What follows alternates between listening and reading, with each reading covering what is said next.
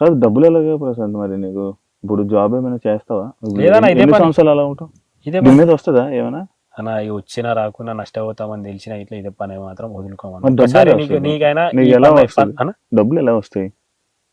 అన్న ఇక చేసుక బతకనికి ఉంది ఉమ్, ఏదన్నా ఈవెంట్లు కానీ ఏదన్నా వచ్చినా ఉమ్, అట్లా అంతే అంతే ఇక మనకి ఏమున్నాయి అన్న అవి మన బిజినెస్లు ఉన్నాయా పెళ్ళి ఎప్పుడు చేసుకుంటావు పెద్దోడు నువ్వే కదా అమ్మో అడిగి నమ్ము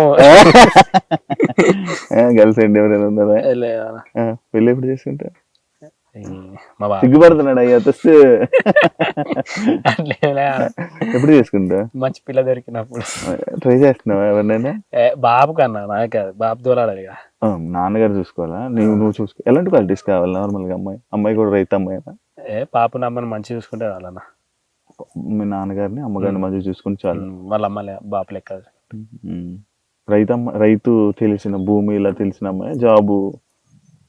ఈ పంట పొలాలు పని చేసే ఆమె పంట పని చేసుకుని మనం ఉన్నామన్న ఉమ్, వాళ్ళని మంచి చూసుకోవాలి అంతే అంతే